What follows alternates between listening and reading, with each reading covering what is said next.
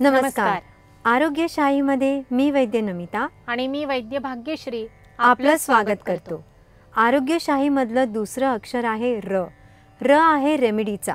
वाढतं pollution, readymade गोष्टी खाण्याचं वाढतं प्रमाण, सतत एअर कंडिशनर, पंख्याचा वापर, वेळी अवेळी घेतलेले थंड पदार्थ या सगळ्यांमुळे सध्या सर्दी खोकला होण्याचं प्रमाण वाढलेलं दिसतं.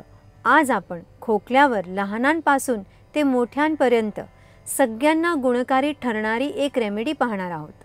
यासाठी आपल्याला लागतात फक्त 3 गोष्टी. 1 म्हणजे बेहडा, 2 ज्येष्ठमध आणि 3 अडुळशाचं एक पान.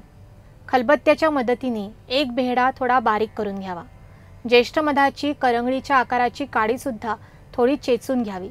शक्य असेल तर ताजं थोडंसं पिकलेलं अडुळशाचं पान कात्रीने किंवा सुरीने कापून घ्यावं. ताजं पान अवेलेबल नसेल तर बाजारात मिळणारं अडुळशाचं पंचांग वापरलं तरी हरकत नाही. या तिन्ही गोष्टी एका पातेल्यात घेऊन त्यात 2 कप पाणी मिसळावं. अर्धा कप शिल्लक राहीपर्यंत मंद ते मध्यम आचेवर उकळावं आणि तयार झालेला काढा गाळणीने गाळून घ्यावा.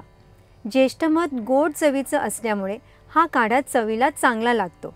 अगदी तान्हा बाळालाही 2 ते 3 चमचे या प्रमाणात हा काढा दिलेला चालतो. 5 वर्षांपेक्षा लहान मुलांना पाव कप आणि त्यापेक्षा मोठ्या मुलांना आणि मोठ्या मंडळींना अर्धा कप या प्रमाणात हा काढा दिवसातून एकदा कधीही घेता येतो. गुंगी आणणाऱ्या कोणत्याही कफ सिरपपेक्षा ही रेमेडी अधिक प्रभावी असते आणि 2-3 दिवसातच खोकल्यामध्ये फरक झालेला समजतो.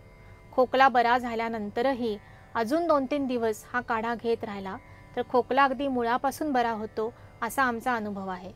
अशाच घरच्या घरी करता येणाऱ्या अनुभवसिद्ध आयुर्वेदिक रेमेडी जाणून घ्यायच्या असतील तर पाहत रहा आरोग्यशाही लोकशाही मराठीवर.